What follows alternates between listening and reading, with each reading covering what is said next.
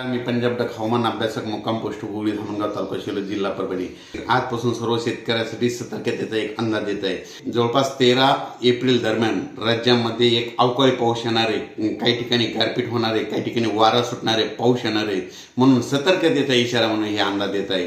राज्यात एकंदरीत सर्व शेतकऱ्याला सांगू इच्छितो की राज्यात 8 एप्रिल 9, 10, 11, 12, 13 एप्रिलपर्यंत राज्यामध्ये दररोज वेगवेगळ्या भागात भाग बदलत अवकाळी पाऊस पडणार आहे, विजेच्या स्वरूपात पाऊस असणार आहे, वाऱ्याच्या स्वरूपात पाऊस असणार आहे, भाग बदलत पडणार आहे। म्हणून हा सर्व शेतकऱ्यांनी अंदाज लक्षात द्यायचा।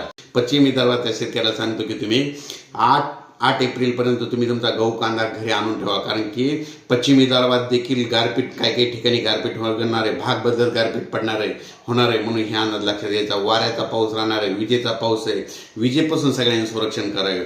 त्याच्यानंतर आपण वळू मराठवाड्याकडे। मराठवाड्यात देखील 9, 10, 11च्या दरम्यान परत एक दिवस सगळीकडे पाऊस येऊन जाणार आहे, मध्ये वेगवेगळ्या भागात पडणार आहे, सर्व दूर नसणार आहे, पण अवकाळीचा झटका बसणार आहे, काहीच्या कांदा आहे, म्हणून सर्व शेतकऱ्यांनी मराठवाड्यातल्या शेतकऱ्यांनी हा अंदाज लक्षात घ्या।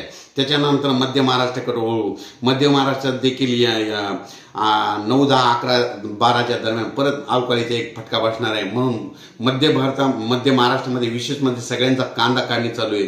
तुम्ही काय करा, 7-8 तारखेपर्यंत तुम्ही तुमचा कांदा झाकून ठेवा, नसा घरी साठवून ठेवा, कारण की मध्य महाराष्ट्रात मध्ये जवळपास 8, 9, 10, 11, 12, 13पर्यंत मध्य महाराष्ट्रामध्ये भाग बदलत तुरळक ठिकाणी पाऊस असणार आहे, म्हणून हा अंदाज लक्षात घ्यायचा। दररोज राज्यामध्ये वेगवेगळ्या भागात पाऊस येणार आहे, म्हणून माझी सर्व शेतकऱ्याला विनंती आहे, राज्यामध्ये हे अवकाळी मोठा गारपिटीचा पाऊस असणार आहे, वाऱ्याचा पाऊस असणार आहे, म्हणून हा अंदाज लक्षात घ्यायचा।